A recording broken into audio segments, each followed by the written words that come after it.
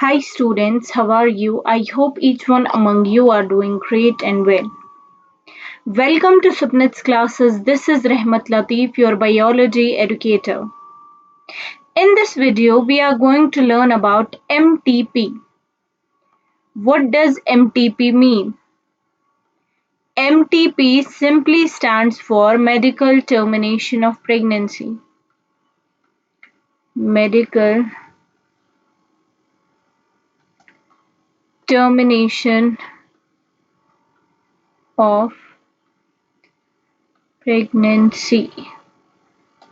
It's also known as volunteer abortion. That means a couple or doctor does voluntarily abortion, that too voluntarily. Okay. There might be some reasons due to which we need to do this. The user needs to do this, right? So we will see further why do we perform MTP? Why do the couple perform MTP? As I already mentioned, MTP is known as volunteer abortion, or we can say intentional terminancy of pregnancy. Intentional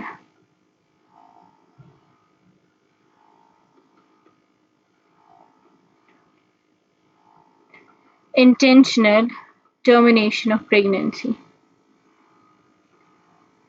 Termination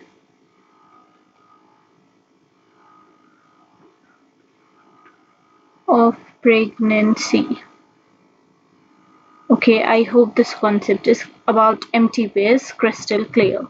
You know, nearly 45 to 50 million MTPs are performed in a year all over the world. In a year, per year, if we will talk about yearly, in a year, about 45 to 50 million MTPs are done. Let me write it down.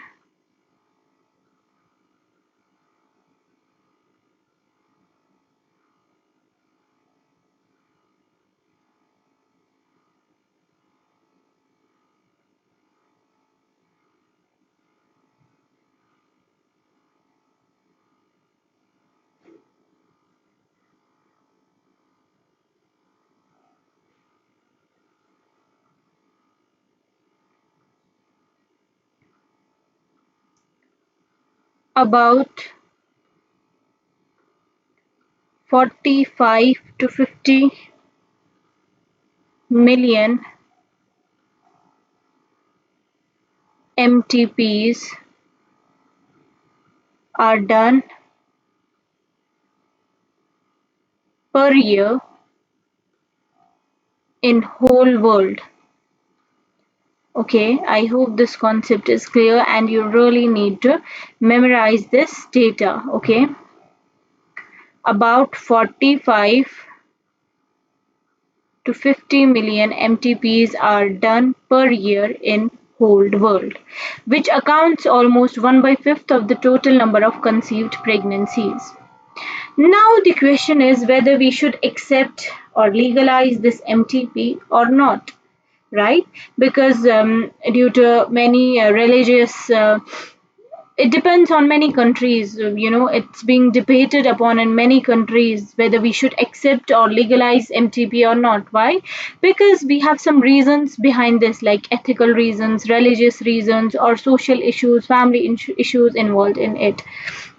But finally, Government of India legalized MTP in 1971. But finally,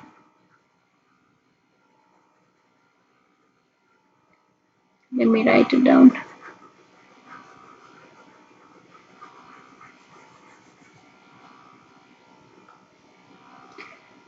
Government of India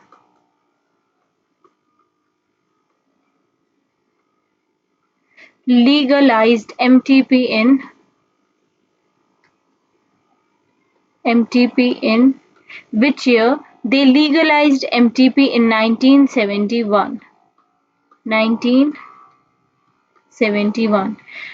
Government of India legalized MTP in 1971. but with some strict conditions in order to avoid its misuses. Okay, what kind of misuses? I have already mentioned these misuses in my previous sessions, in which I already mentioned that some couples, what they do once they came to know about that the growing fetus inside female, inside mother, is baby female fetus, they just do volunteer abortion. Okay, and that's not, obviously that's not done by qualified, well qualified doctors, that's done by unqualified doctors, or we can say, nurses and all.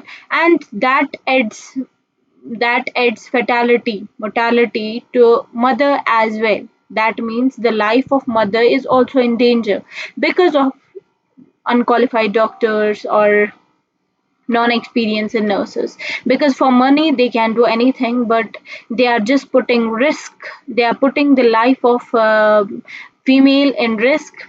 Okay, again, along with baby, right?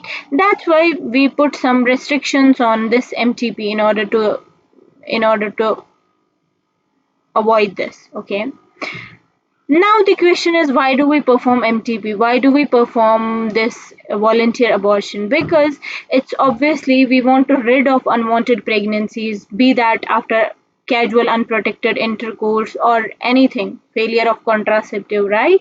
And MTPs are very, say for example, there is life of female, life of mother, and life of fetus in danger. What we do in that case, obviously we will just try to do mtp in order to save the life of mother, right? We will perform mtp.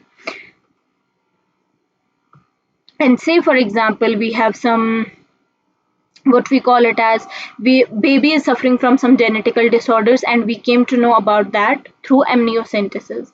In that case also we will do mtp, right? But we have to remember that mtps are safe during first trimester only. First trimester means that is up to first 3 months of pregnancy. Okay, but if we will perform abortions after first trimester, okay, the in second trimester it becomes more riskier.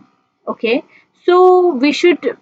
And one more trend is followed everywhere, that mtps are performed illegally by unqualified doctors. Okay, and that can be fatal too. Okay, once we come to know about the sex of unborn child, we just try to kill them through mtp, right? And this is totally, you know this is totally unacceptable, right? So we need to avoid these practices. Okay, because we need to save the life of fetus, growing fetus, and life of mother as well, so we should avoid all this. Okay, I hope this concept is clear. Now we have one more important topic of this, that is sexually transmitted diseases, or we can say sexually transmitted infections. Another name of it is venereal diseases. These are those diseases which are spread through intercourse. That's why they are known as sexually transmitted diseases, right? Another name of this is sexually transmitted infections, or another name of this is venereal diseases. So what we do basically, they are obviously transmitted through sexual intercourse, and that's why they are known as STDs. Okay, we have some examples of these diseases. I'll write them down.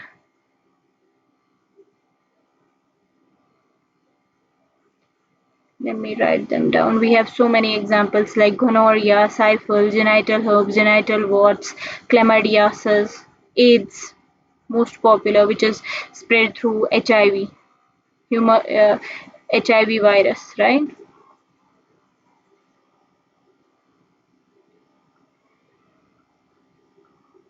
We have some examples like genital herpes.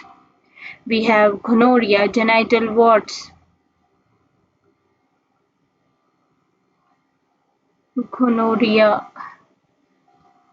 genital warts, chlamydium, what we call it as with the spelling, sorry, chlamydiasis,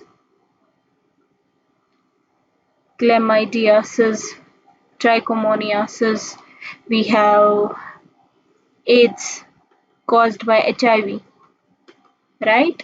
We have so many examples of sexually transmitted diseases, and they are too dangerous as well. Okay, some of these diseases, infections like hepatitis B and HIV can be transmitted by sharing of injection as well. They are all genital herb, genital verb. Some of them I didn't wrote. Gonorrhea, syphilis. Okay, we have AIDS, we have hepatitis B. They are all transmitted through sexually transmitted diseases. But some of these diseases are transmitted through. Some of these diseases are transmitted through.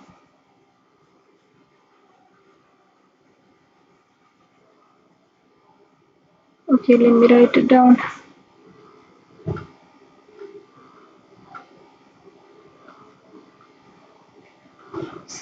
Some of these diseases, like hepatitis B, or we can say AIDS, which are caused by HIV, they are spread through other means as well. What are the means?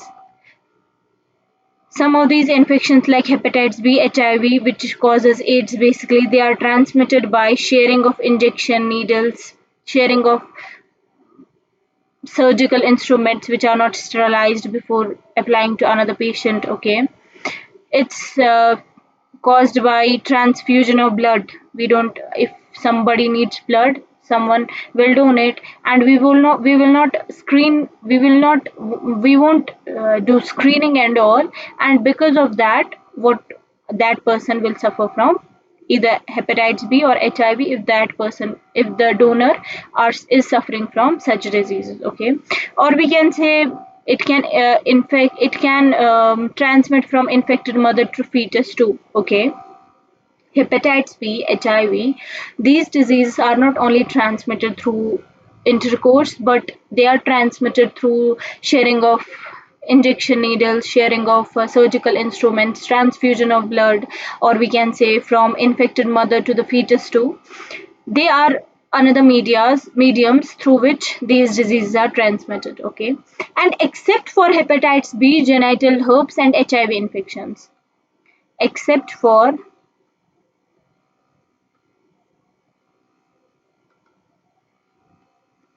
except for hepatitis B, genital herpes,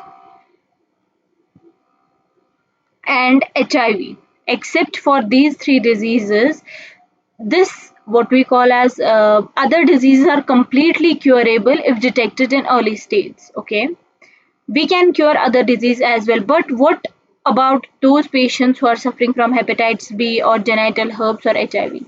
We can't cure them completely, but yeah, we can prolong their life. We can prolong their life. How we can prolong their life? We can simply advise them some medicines through which their life will be prolonged, but definitely one day they have to die because of this disease, most probably. Okay, so it's not completely curable. And what are the symptoms of these diseases? I'll write it down. Symptoms of sexually transmitted diseases. Let me write it down below. Okay, symptoms of sexually transmitted diseases.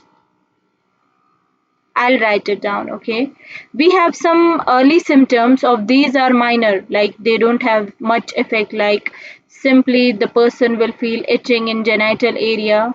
Okay, along with itching, there is fluid discharge. Okay, there is fluid discharge. Along with this, swelling in genital area, genital tract, okay. So these are the minor symptoms in the person, okay. And infected females may be asymptomatic for a long period of time, but finally that will lead to complications, obviously, which will include pelvic inflammatory diseases, abortions, stillbirths, ectopic pregnancies, infertility, or even the cancer of reproductive tract. What is ectopic pregnancy? Ectopic pregnancy means when a fetus will grow not in the uterus but any other place other than uterus, okay, like in a fallopian tube, which ultimately leads to abortion. This is all in these are the symptoms of these diseases, okay. So what age group of people is more vulnerable to these diseases? It's 15 to 24. So they should keep regular checking whether they have this symptom or not, okay. God forbidden. We have some ways through which we can